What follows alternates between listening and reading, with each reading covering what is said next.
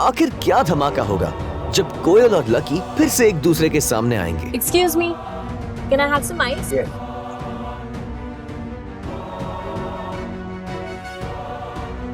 Thank you. भाई आज प्रीतम के लिए गर्लफ्रेंड ढूंढ ही लेते हैं। तुझे ज्यादा जरूरत है भाई।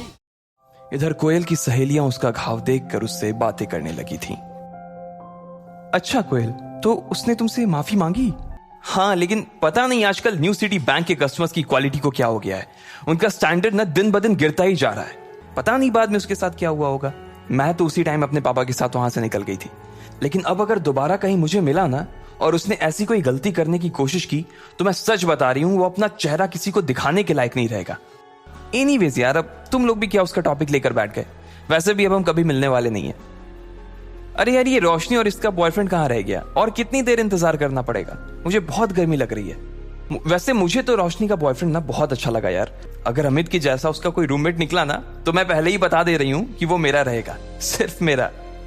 इधर प्रीतम गर्वित ने जैसे ही कोयल, दिशा और मानसी को देखा, उन दोनों की आंखें फटी की फटी रह गई।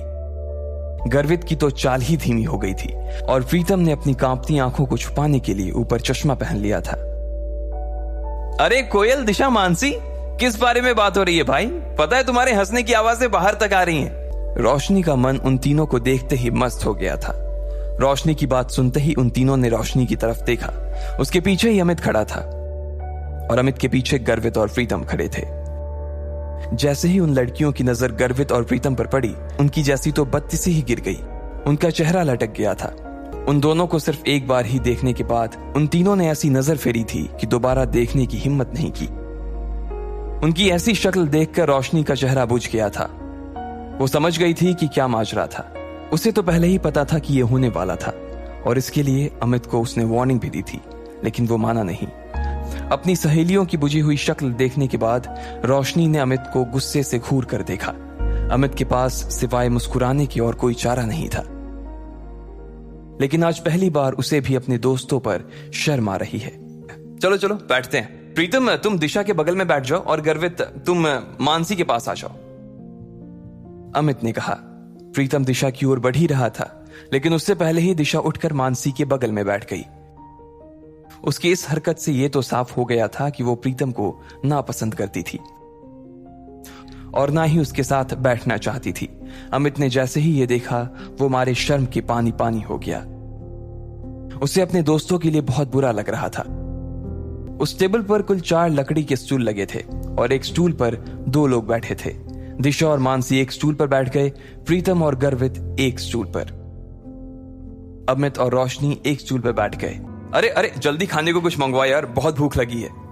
लेकिन रोशनी का गुस्सा अभी तक शांत नहीं हुआ था और उसने अमित को फिर से घूर कर देखा।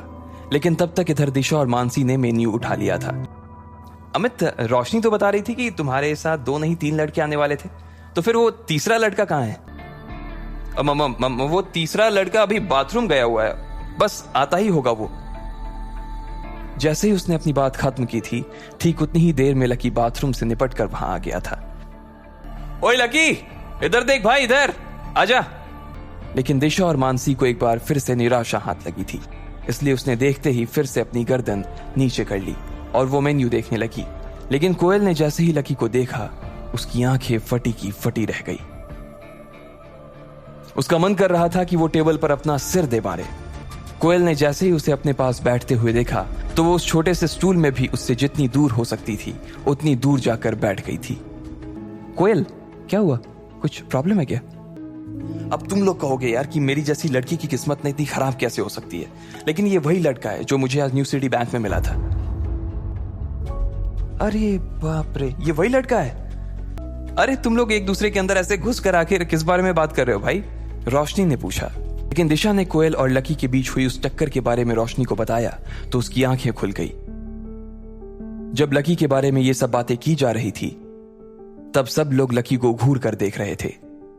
प्रीतम, अमित, रोशनी, गर्वित और कोयल, सभी की नजर लकी के ऊपर टिकी हुई थी। रोशनी, तुम अपने बॉयफ्रेंड के साथ मजे करो, मुझे थोड़ा सा काम, इसलिए मैं निकल रही हूं, जा रही हूं, बाय, कोयल ने कहा और बिना किसी की इजाजत का इंतजार किए वो वहां से उठ गई। लकी ने जब देखा कि सारी गड़बड़ उसकी वजह से हो रही थी और कोयल लगभग दरवाजे पर पहुंच गई थी तो वो जोर से चिल्लाया और बोला, रुको। उसकी आवाज सुनते ही सब चौंक गए थे। कोयल भी जाते जाते 1 सेकंड के लिए दरवाजे पर ही रुक गई थी। क्या है? बैंक में जो कुछ हुआ उसके लिए मैं बैंक में ही माफी मांग चुका हूं। देखो, मुझे नहीं मालूम था कि तुम्हें मेरी गलती की वजह से ऐसी चोट आ जाएगी।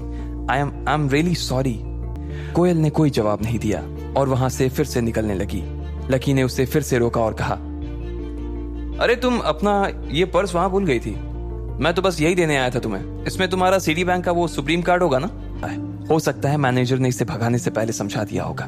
कोयल ने अपने मन में सोचा और निकलने लगी। जैसे ही कोयल दरवाजे से बाहर होने वाली थी, इतने में उधर से कोई रईस ज्यादा सामने आया और कोयल से जानबूझकर टकरा गया। अरे बेबी, क्या हुआ? कोयल को उसकी उस बात पर बहुत गुस्सा आया। एक तो वो पहले ही सुबह अपनी चोट भूली नहीं थी और उसके बाद इस आदमी से टकराने के बाद उसका गुस्सा और बढ़ गया था। इतना कहते ही वो आदमी कोयल की दिशा में आगे बढ़ने लगा। लकी कोयल से थोड़ी ही दूरी पर खड़ा था। सभी लोग बस देखे जा रहे थे। अब आगे क्या होगा? क्या लकी कोयल को बचाने के लिए बीच में आएगा या उसे वो अपनी किस्मत के भरोसे छोड़ देगा? इन सभी सवालों का जवाब जानने के लिए सुनते रहिए इंस्टा मिलियनेयर, सिर्फ पॉकेट एफएम पर।